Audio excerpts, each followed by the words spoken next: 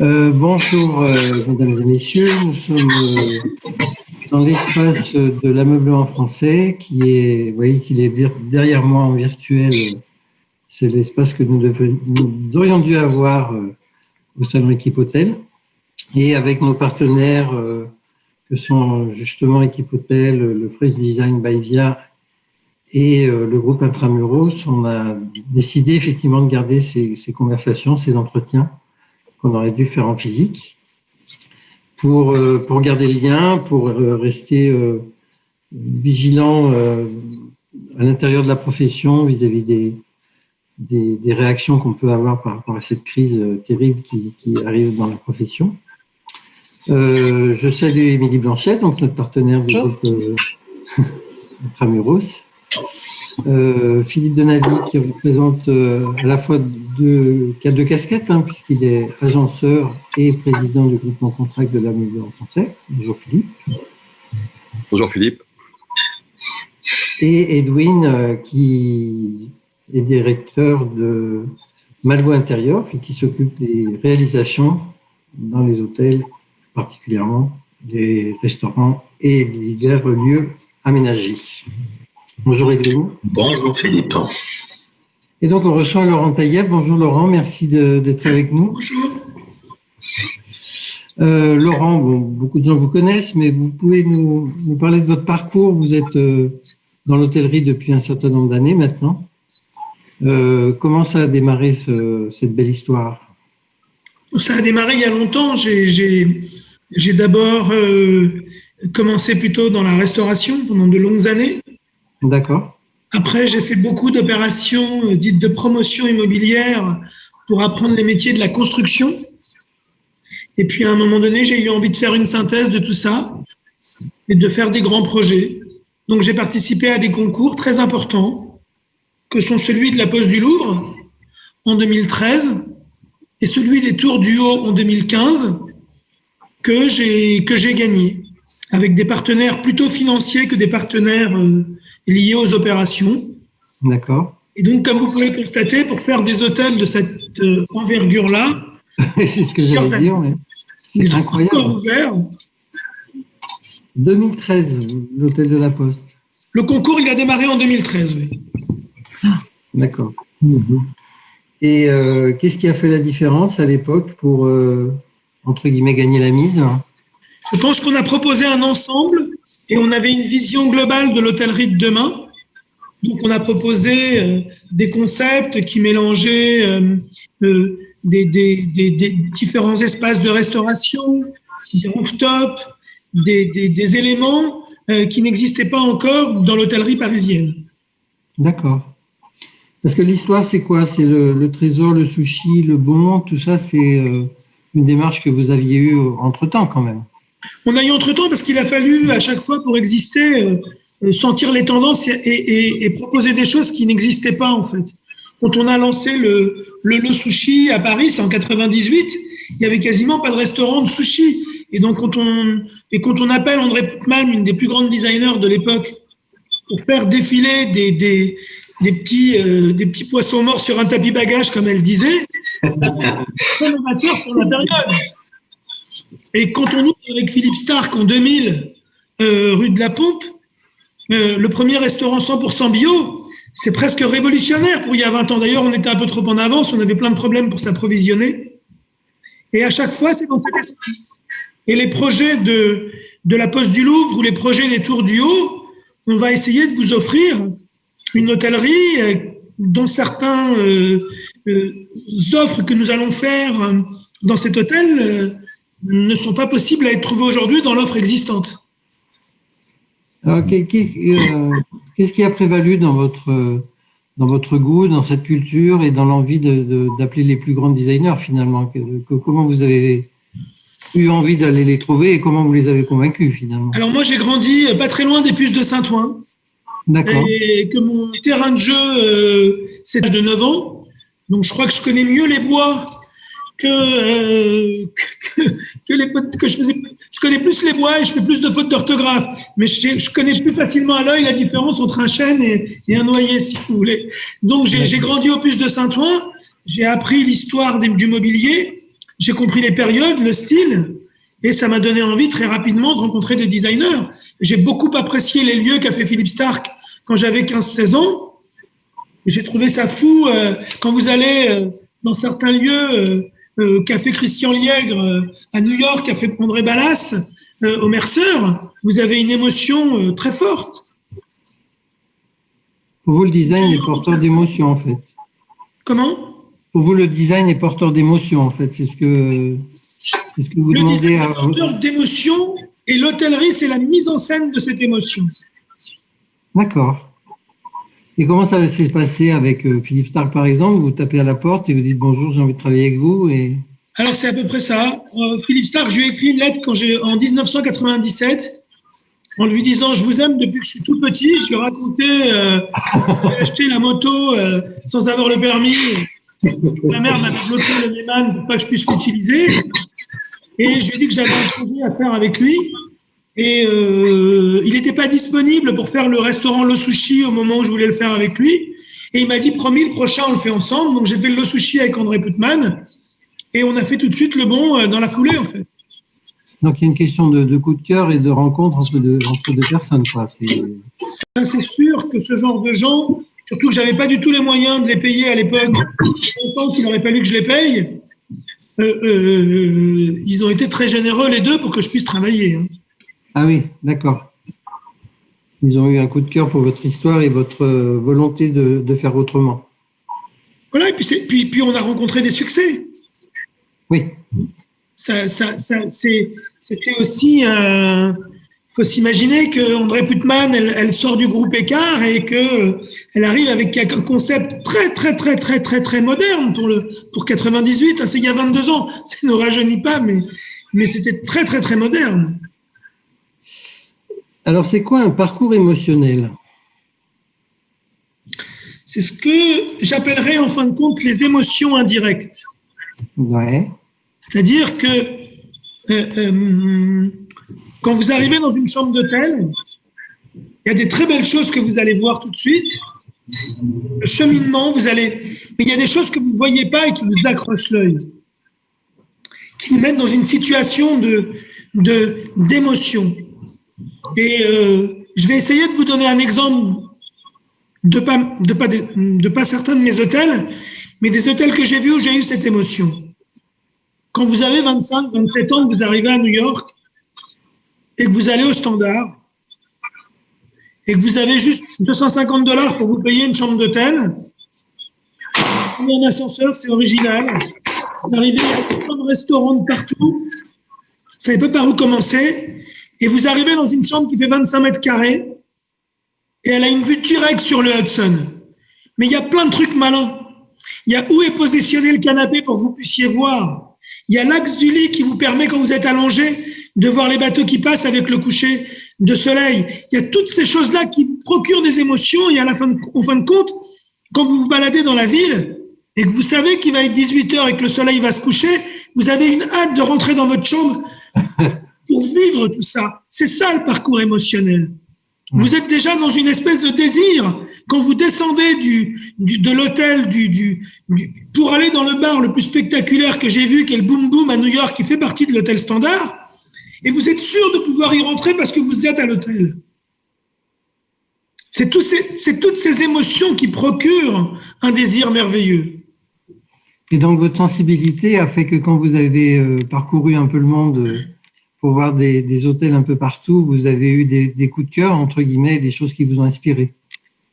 Ah, c'est sûr, quand vous allez au Peninsula, à Hong Kong, et que vous faites pipi devant la baie du Hong Kong dans le restaurant Félix qu'a fait Philippe Starck, c'est des émotions de fou. Ouais. Il y a plein d'endroits, je ne vais pas tous les citer, mais vous avez plein d'endroits à Hong Kong, vous avez plein d'endroits partout dans le monde, et je me suis dit, pourquoi il n'y a pas ça chez nous, en fait? La semaine, on l'a mis sous le thème de l'art de recevoir et je me demande depuis le début de la semaine, en écoutant tout le monde, je me dis, bon, à l'époque, quand on recevait quelqu'un dans un hôtel normal, on lui donne sa clé, il rentre dans sa chambre et il ne se passe pas grand-chose. Aujourd'hui, recevoir, ça devient un acte presque individuel, non? Parce que le parcours est très différent, très différent. Tout à fait, et on va toucher en fonction des populations des choses très différentes. Quand vous allez recevoir quelqu'un dans un hôtel, je prends les tours du haut, vous allez arriver dans votre chambre, vous avez la vue sur la Seine, la vue sur la Tour Eiffel, vous êtes déjà bien, mais vous allez avoir hâte de prendre l'ascenseur pour aller voir le restaurant qui est tout en haut et qui vous offre une vue spectaculaire à 360 degrés sur Paris. Cette manière de recevoir la personne, quand elle prend l'ascenseur du 17e et qu'elle arrive au 25e, elle est contente de s'asseoir à la table en ayant tout Paris. C'est toutes ces émotions qu'il faut qu'on récupère par rapport aux gens. Je pense en fait, si vous voulez mon point de vue, pour le résumer en 2 phrases, c'est que l'hôtellerie en France, à part les palaces et les grands paquebots de bord de mer, les grands hôtels de bord de mer, l'hôtellerie urbaine ne se préoccupait pas beaucoup du parcours émotionnel des gens. Les gens venaient, prenaient leur chambre d'hôtel, ils avaient un badge, il y avait assez de restaurants dans le périmètre de Paris, ils allaient dans les restaurants. Tout ça est d'une autre époque. Aujourd'hui, les gens, ils veulent vivre des émotions, ils veulent pouvoir avoir un spa, ils veulent pouvoir faire de la gym, ils veulent pouvoir inviter leurs amis de l'extérieur et leur montrer leur chambre d'hôtel ou de les recevoir dans le restaurant de l'hôtel. C'est des codes qui ont changé. Alors finalement, cette crise, elle va remettre tout ça en cause un petit peu et puis nous aider à nous remettre en question. Alors, si vous parlez pour moi j'étais là depuis longtemps parce que ce sont des cycles qui mettent 8 ans pour les fabriquer. Donc, si vous voulez, on avait pensé à tout ça bien avant. Mais je pense que cette crise, elle va changer 3 choses. 1, le télétravail va enlever une partie des chambres d'hôtel. C'est un fait.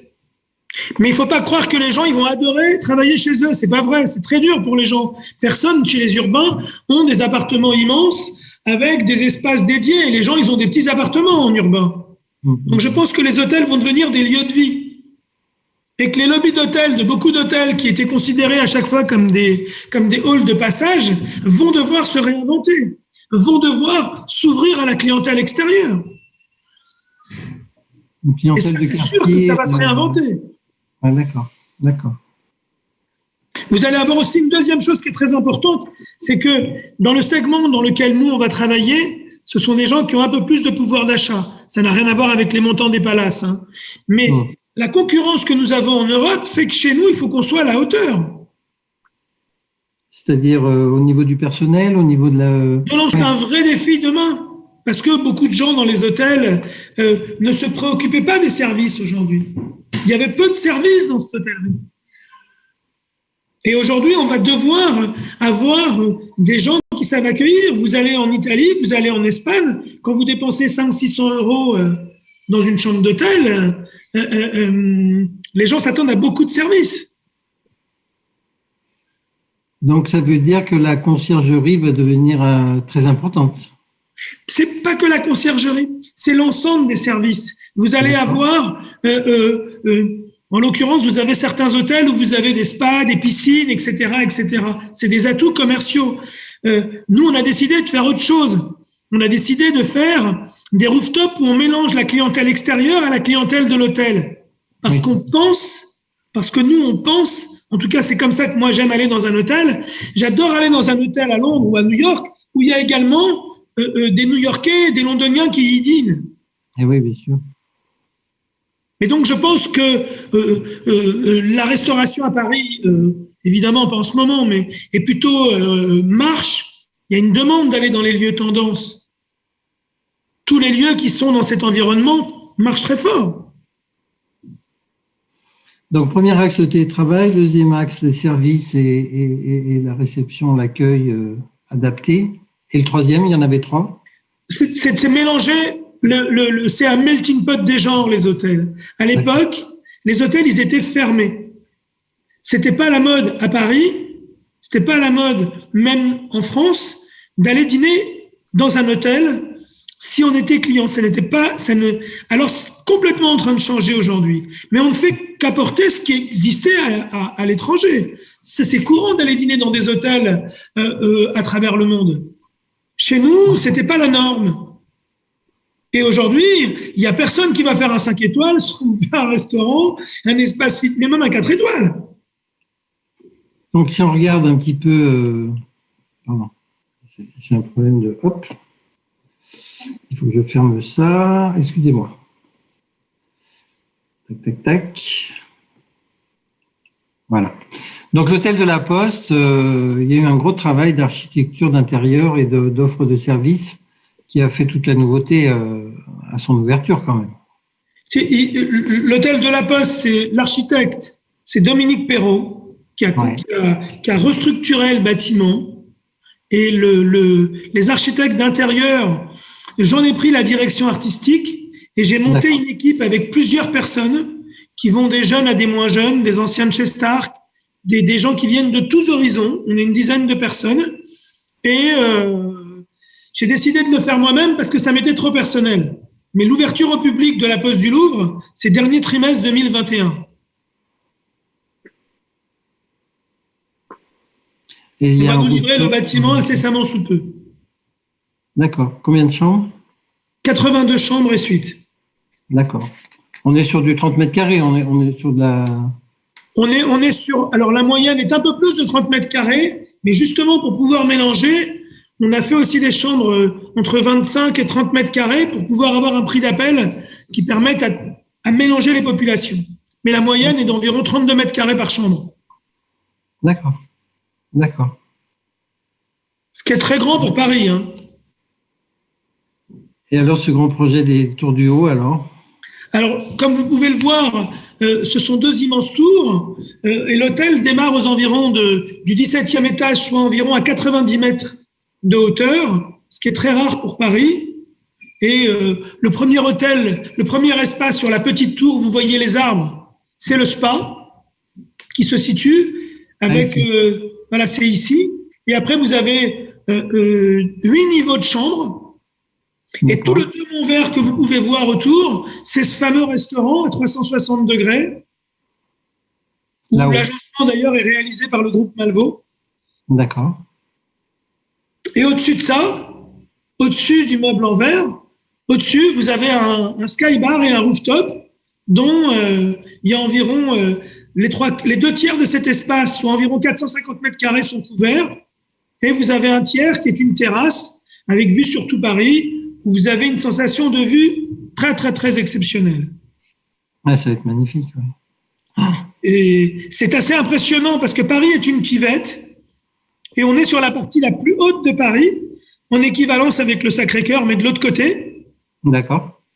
Et ce qui est assez incroyable, parce qu'on est vraiment à 30 mètres de la Seine, donc vous avez et la Seine et tous les monuments. J'y étais encore la semaine dernière. La vue est vraiment impressionnante. Et dessous, ce sont des bureaux, des habitations. Le groupe Natixis BPCE qui possède la totalité, qui a pris à bail la totalité des 90 000 mètres carrés de bureaux. D'accord. Mais vous voyez, si je devais revenir sur le parcours émotionnel, vous vous imaginez quelqu'un, là, les chambres d'hôtel, elles font 24 mètres carrés. Ça va coûter entre 200 et 250 euros. Génial. Vous avez la vue sur tout Paris. Génial. Vous êtes en jean, vous êtes en smoking, vous avez envie d'aller dîner au restaurant avec votre chérie, vous appuyez l'ascenseur, vous arrivez et vous avez 1000 ans d'histoire avec des prix accessibles. Dans un décor de rêve fait par Philippe Stark et dans une tour conçue. Et si vous avez en plus encore un peu de jus, prenez l'ascenseur, vous arrivez au 27e et ça va bouger un peu plus sur une terrasse. Tout ça à l'intérieur d'un hôtel. Et quand vous êtes fatigué, vous redescendez dans votre chambre d'hôtel. Il n'y a pas ça à Paris aujourd'hui. Ben non. On va l'apporter.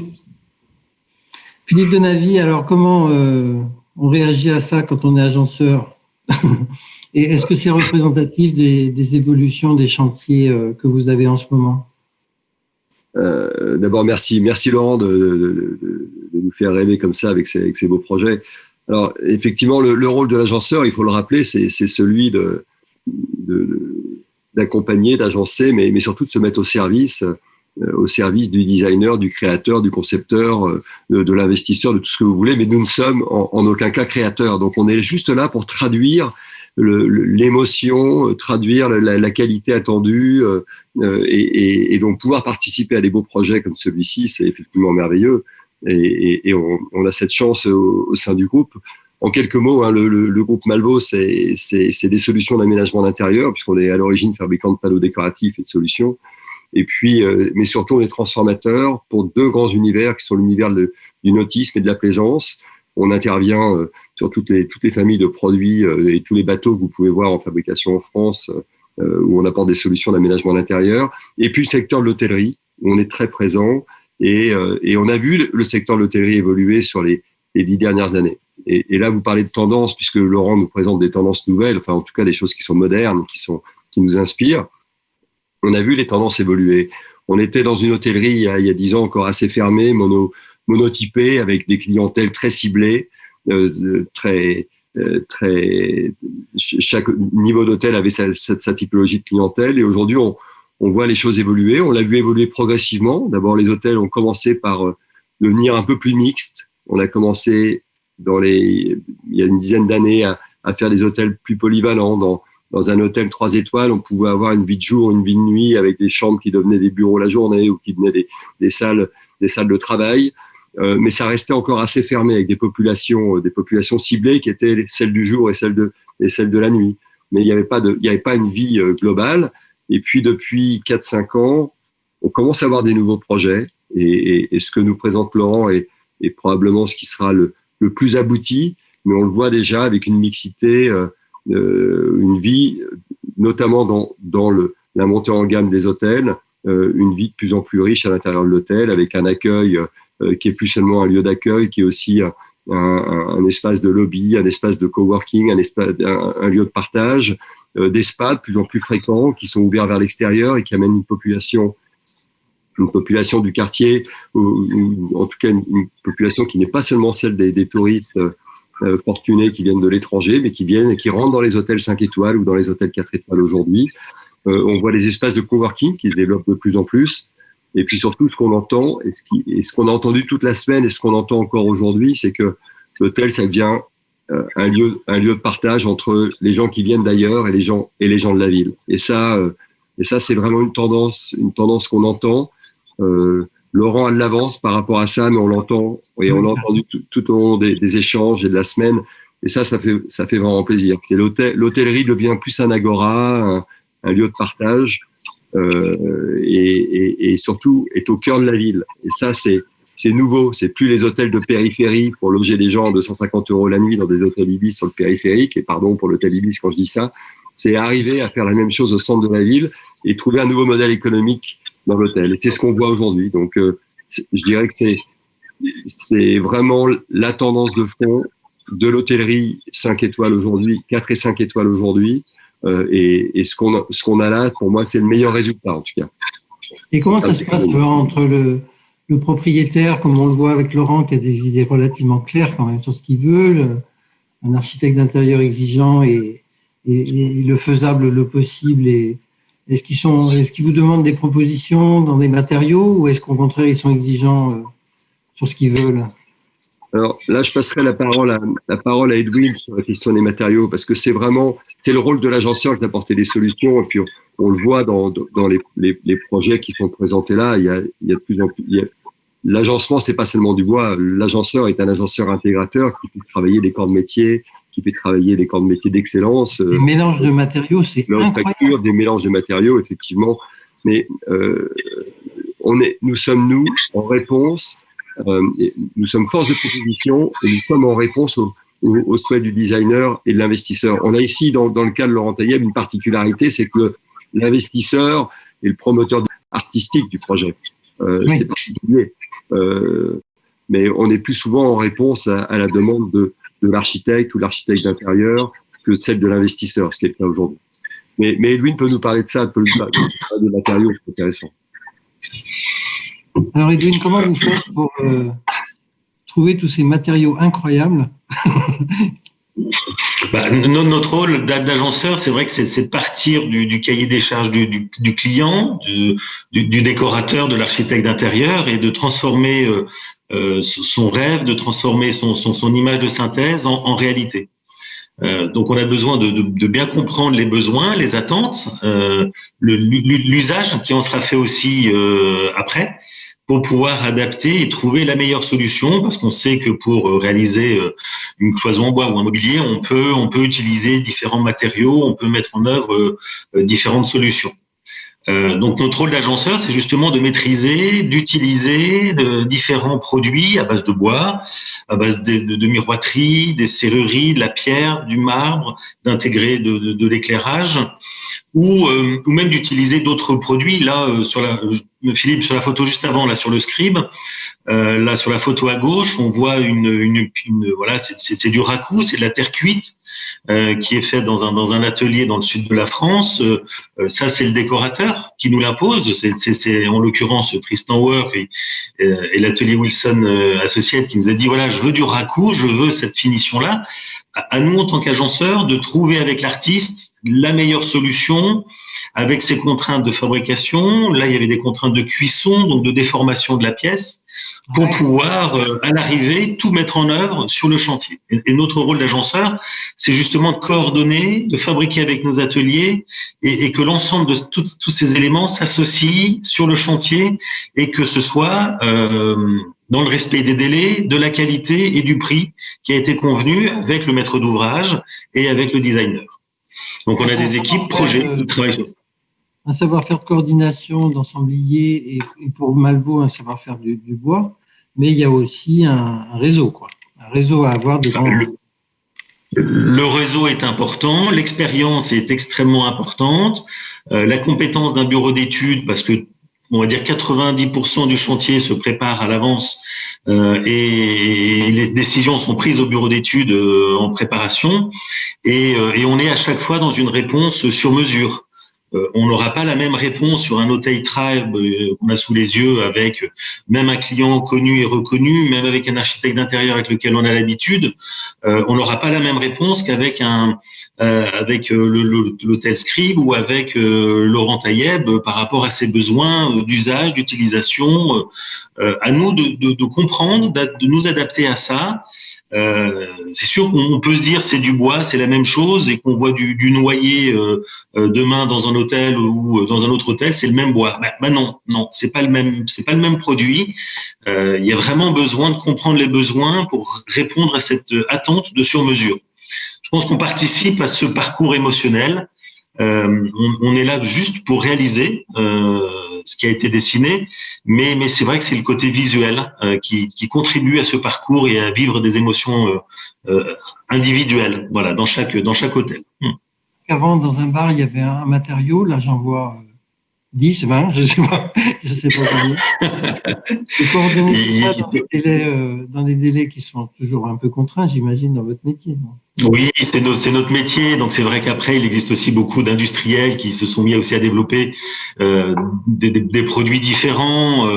Voilà, on travaille évidemment avec beaucoup de bois, mais selon les besoins des designers, on travaille avec du marbre, du verre. Là, on était sur des bois imprimés pour former cette grande forme au fond de la salle de réunion. On travaille avec de la serrurerie là pour faire cette dentelle en serrurerie avec une finition tôle rouillée. Voilà, notre métier, c'est aussi de dénaturer les produits et de répondre aux besoins. Voilà, notre objectif, on a une obligation de résultat sur tous nos produits. Donc, on essaye de trouver tout ce qui existe, tout ce qu'on a pu déjà rencontrer comme produits, comme matériaux, pour s'en servir dans l'objectif justement du résultat. Laurent, vous participez au choix de l'agenceur, ça fait partie de vos attentions. Est-ce que vous pouvez répéter, pardon Philippe, je vous ai mal entendu. C'est vous qui choisissez l'agenceur ou vous faites confiance à l'architecte d'intérieur ou c'est au bout d'un moment vous faites confiance à des partenaires? Comment vous faites Mais déjà, il faut déjà, d'abord ils sont peu nombreux à pouvoir répondre à un certain niveau d'exigence. Donc, vous avez des gens avec qui vous avez confiance et avec qui vous êtes content de travailler avec eux. Après, c'est vrai qu'il ne faut pas se mentir. Dans nos métiers, il y a un ensemble de choses qui rentrent en jeu. C'est la capacité de production, la capacité de gestion d'une certaine taille, la connaissance des différents métiers, les équipes qui vont mettre en place pour pouvoir faire les projets, les référencements qu'ils ont. On ne va jamais, sur des projets comme ça, on ne pourrait jamais se lancer avec des gens qui démarrent. Ça serait trop risqué. Donc, c'est aussi leur expérience et leur savoir-faire qui fait leur différence. Après, concernant les matériaux, Vous savez, on travaille aussi avec les tours du haut, avec Stark. Comment je vais dire ça? Ils essayent toujours, les designers, de trouver les matériaux les plus sophistiqués possibles. Mais il y a un moment donné, on a beaucoup de contraintes. Là, on est dans un IGH. Il y a des contraintes techniques qui sont, que je ne vais pas raconter là parce que je vais ennuyer tout le monde. Mais heureusement qu'on a des équipes comme Malvo qui ont une certaine puissance de frappe qui permettent de répondre aux questions. Émilie, ça te parle tout ça, j'imagine? Oui, en fait, je voulais savoir, est-ce que vous commencez à avoir des cahiers des charges qui impliquent des critères de développement durable dans l'emploi, par exemple, de matériaux spécifiques ou des choses comme ça? Alors, ça va beaucoup plus loin que ça, parce qu'on a dans ces deux projets-là déjà des labels environnementaux. C'est-à-dire que, par exemple, au niveau des tours du haut, on a tous les plus grands labels environnementaux et ce qu'on appelle premium, BREEAM, HQE, etc. Donc, on va beaucoup plus loin que dans les produits. Les douches ne doivent pas dépasser certains débits, les locaux poubelles ne sont pas mélangés entre le propre et le sale, ne sont pas mélangés entre le sec et l'organique. On a des systèmes de flux où les gens ne se croisent pas. On n'a pas le droit d'utiliser énormément de choses pour pouvoir rentrer dans ces labels environnementaux.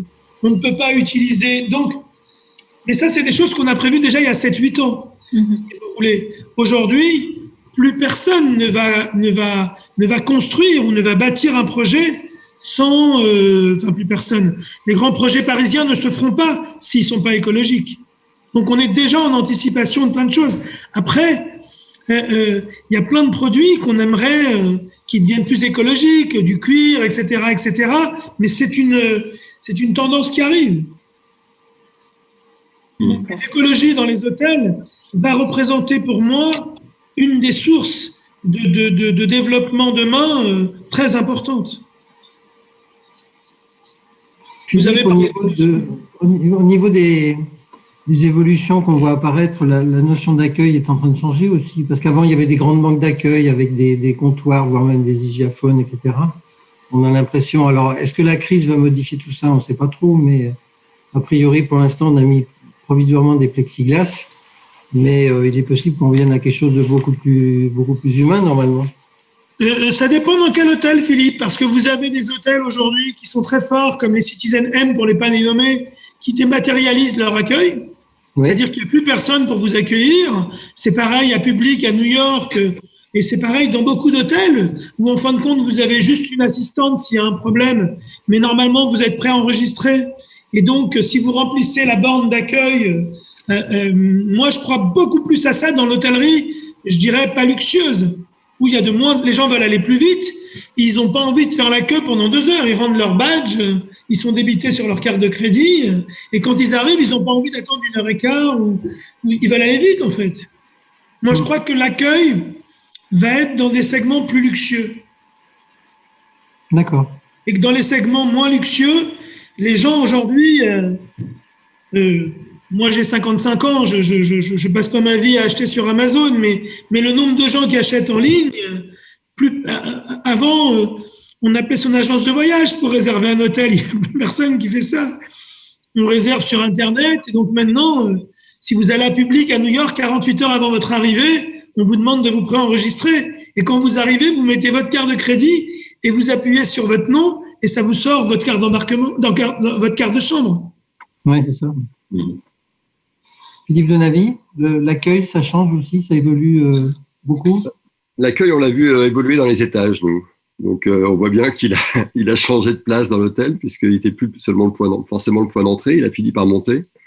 La photo derrière moi, c'est l'accueil d'un hôtel parisien.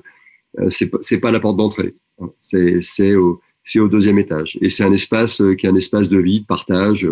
On peut y rester, on peut s'y asseoir, on peut y converser, on peut venir y faire autre chose. Donc, il a changé, il a évolué au fil du temps, même dans le luxe.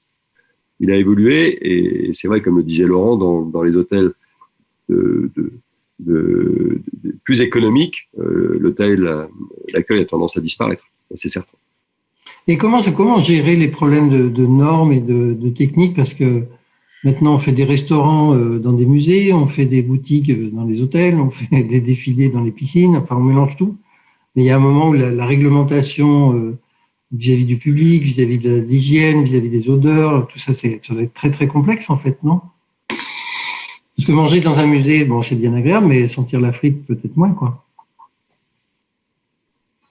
Non, mais aujourd'hui, c'est dans les conceptions de départ. Alors, c'est plus compliqué, mais en règle générale, aujourd'hui, bien avant déjà, il y avait des études techniques qui permettaient de régler ce genre de problème. Les conceptions aujourd'hui, c'est pas vraiment un sujet de trouver un système d'extraction dans un musée. La vraie complexité, c'est la mise aux normes aujourd'hui de matériaux, de labels environnementaux. Tout le monde avant ouvrait sa douche et était à 25 bars. Plus personne va vider je sais pas combien de quantité d'eau pour faire une douche. On va plafonner. C'est plutôt ça qui est compliqué en fait à mettre en œuvre. C'est l'évolution écologique de la société.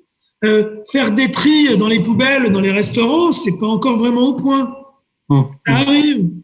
Il y a plein de réflexions sur comment on va broyer les déchets demain. Et on est plus vers ça. Aujourd'hui, les matériaux, par rapport à la réglementation, bon, si on a des espaces qui reçoivent du public, on doit être main, les tissus, ça se traite, les bois, c'est pareil. Je ne sais pas, je laisse Edwin parler, mais je pense que c'est pas un vrai sujet, les matériaux. C'est surtout la manière de construire dans son ensemble qui est en train de devenir plus contraignante en termes d'écologie. Oui, on trouve des solutions, on va dire, produits et matériaux qui correspondent aux espaces dans lesquels on doit aménager. Ça existe sur le marché ou en tout cas on trouve des solutions. Là aussi, s'il faut avec le designer, sans grande difficulté. Mais oui, le problème il est plus dans une réglementation globale du bâti que dans des solutions à mettre en œuvre. Philippe Denavy, est-ce qu'on a un vrai argument dans ce binôme architecte d'intérieur et agenceur français vis-à-vis de l'international? Est-ce qu'on a une vraie force voilà, ou est-ce que non, il y a des savoir-faire partout dans le monde, finalement on n'est pas meilleur que les autres? Est-ce qu'on a des belles écoles déjà? Donc, Philippe, tu le sais, on essaie de travailler la force du collectif parce qu'on a en face de nous une concurrence qui est forte, une concurrence européenne, avec des acteurs, des agenceurs qui se sont organisés parce qu'ils avaient des marchés domestiques qui étaient pauvres. Je pense notamment aux Italiens, je pense aux Portugais, je pense aux intervenants des pays de l'Est, qui ayant des marchés domestiques assez pauvres, sont venus chez nous, sont venus en Angleterre, là où les designers et les grands projets d'hôtels se montaient et les designers étaient présents. Et ça, pour combattre ça, on travaille depuis quelques années sur ce collectif et je crois que ce soit au sein de l'ameublement français, au sein de la CFA, au sein d'un certain nombre d'organisations, on a réussi à créer un lien avec les designers. Maintenant, il y a une réalité économique. Et aujourd'hui, on a une chance, c'est que le Covid nous rend service. Il nous rend service parce que on a aussi besoin de sécuriser les projets. Je parle de Laurent, on n'a pas eu l'occasion d'échanger avec lui, mais Laurent a choisi des agenceurs français pour réaliser son hôtel. Il a choisi plusieurs agenceurs pour réduire les risques. Il travaille avec des designers qui sont aussi présents. Donc, on a une équipe collective, un ensemble d'intervenants sur son projet qui sont français et qui vont sécuriser la finalité et la réussite du projet dans la durée. Donc, le Covid nous rend un peu service et on voit de façon un peu opportuniste des dossiers qui auraient pu partir au Portugal ou en Italie en fabrication, qui restent chez nous parce que les investisseurs aujourd'hui ont besoin de se sécuriser, quitte à payer un peu plus cher. Mais la réalité derrière tout ça, c'est que ça nous permet surtout de démontrer qu'on a une vraie force collective qui se met en place, où les agenceurs travaillant ensemble et acceptant main dans la main avec des architectes d'intérieur, on est là pour répondre et on essaye de répondre correctement à des gens comme Laurent, mais à tous les investisseurs qui en France ont des projets. Donc moi je crois à cette force du collectif, je crois vraiment qu'on a une différenciation qui est basée dans l'origine de nos métiers, l'origine des savoir-faire de l'agencement français, des métiers qui le composent.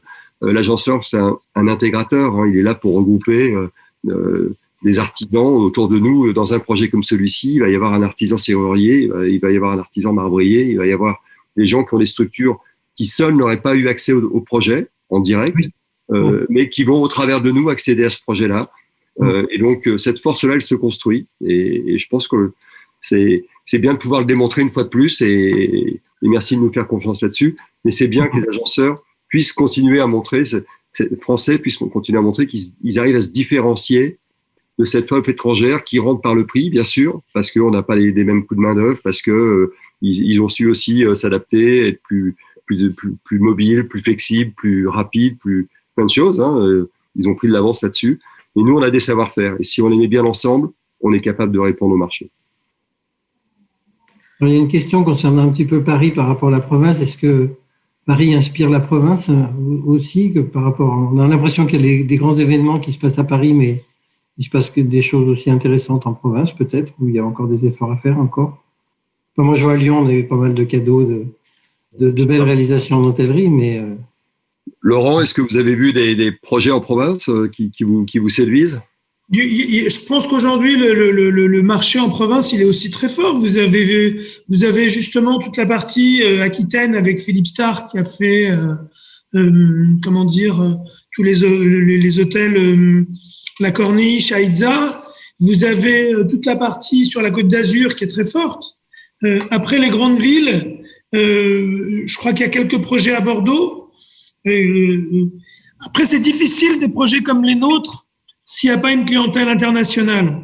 Donc, ils sont difficiles à remplir.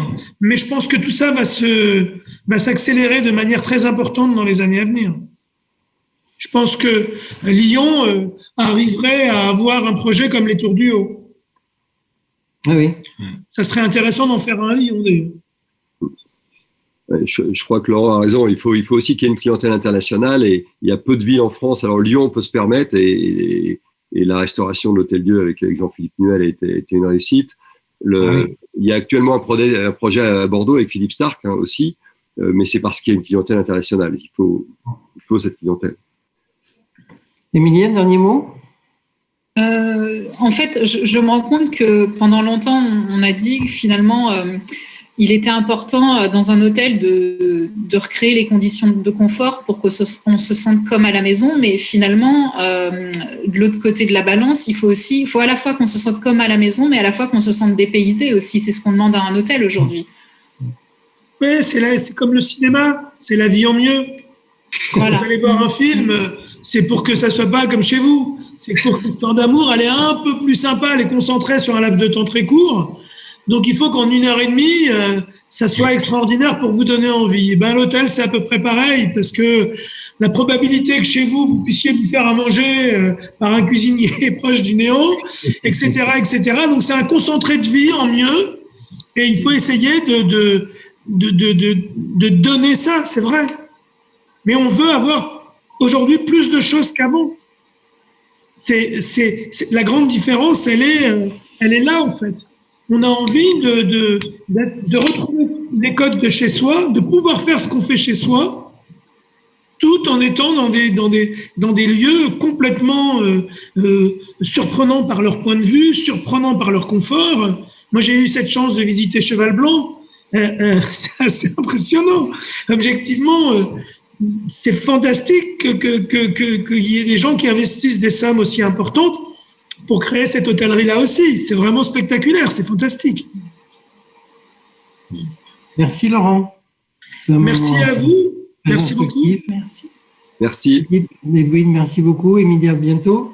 À bientôt. Merci tout le monde. Merci. Merci beaucoup, à bientôt. Merci tout le monde, à bientôt. Au revoir, merci.